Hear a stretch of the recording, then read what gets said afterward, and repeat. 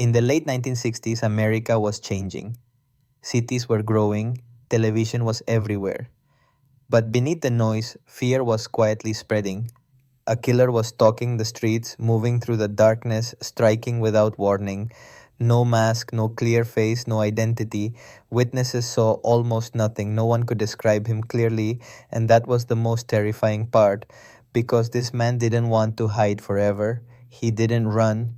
He wanted to be seen. He wanted attention. He wanted fear. And most of all, he wanted control.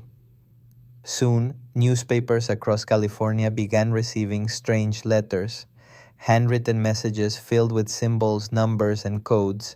Some looked like puzzles, others looked like threats, and all of them carried the same message: I am watching, I am smarter, you cannot stop me.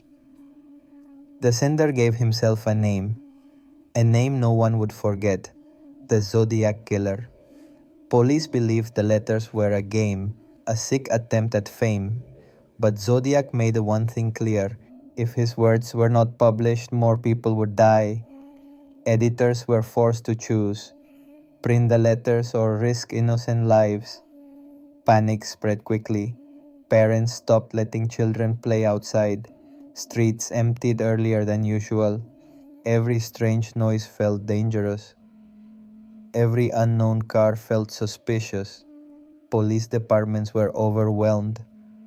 Tips flooded in. Suspects were questioned. Evidence was collected, but nothing fit. No fingerprints, no solid witnesses, no clear pattern.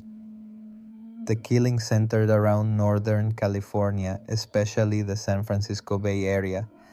Lovers' lanes, quiet streets, public places that once felt safe. Zodiac was always one step ahead. When police moved closer, he vanished. When they relaxed, he struck again. Years passed, then decades. The murders stopped, but the mystery did not. Zodiac's letters still exist. His ciphers are still studied by experts, amateurs, and code breakers around the world.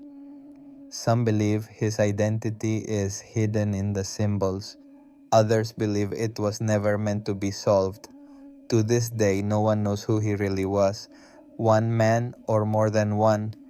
Did he stop or simply disappear? This wasn't just a killer.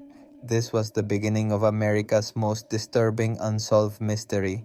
But the Zodiac wasn't finished. The letters were only the beginning. As police tried to decode his messages, Zodiac escalated.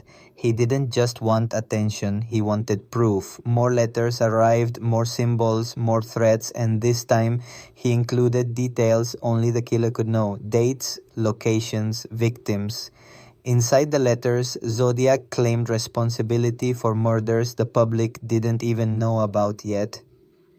Police were forced to take him seriously. The letters were sent to major newspapers: San Francisco, Vallejo, the Bay Area. Zodiac demanded his words be published on the front page.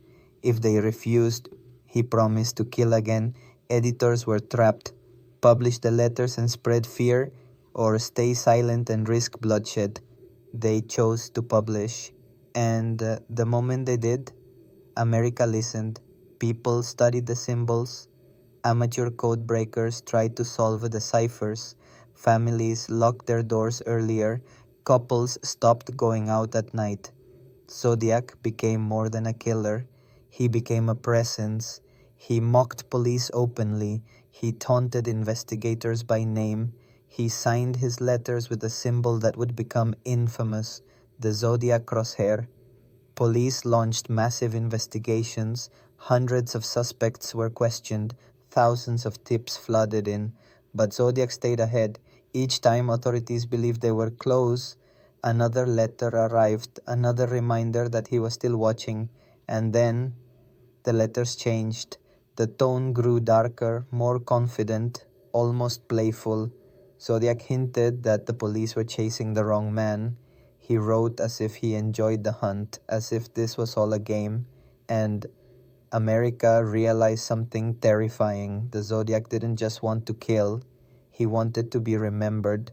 But what no one knew then was that Zodiac was about to make his boldest move yet, one that would push the investigation into complete chaos. But the next letter changed everything, because this time, Zodiac didn't just write, he called. Then the phone rang. Not a letter, not a cipher, a voice, a calm voice, controlled, almost emotionless. The call came into a police station. The man on the other end claimed responsibility. He spoke about the murders, he described the details, and he asked for attention. Police officers listened in silence because this time it wasn't just ink on paper, it was real. The caller didn't sound angry, he didn't sound rushed, he sounded confident, as if he knew he would never be caught.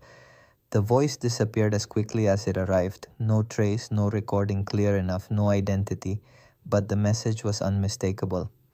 Zodiac was no longer hiding behind letters, he was stepping closer. Soon after, another crime shook California. A taxi driver, a public street, a crowded city, San Francisco. The killer struck in plain sight, then vanished into the night. Police now believed Zodiac was escalating. Each attack felt bolder, more dangerous, more personal. Sketches were released. Witnesses came forward. Suspects were named. One man stood out, a prime suspect, questioned, investigated, watched, but nothing stuck. Evidence fell apart, timelines didn't match, and the case went cold once again.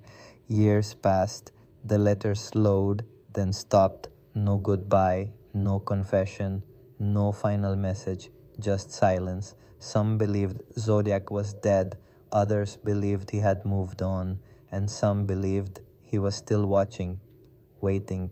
Decades later, the ciphers remain. Some were cracked, some were not. Each solved message raised more questions than answers. Who was he? Why did he stop? Was he one man or more than one? To this day, the Zodiac Killer has never been identified. No arrest, no conviction, no closure,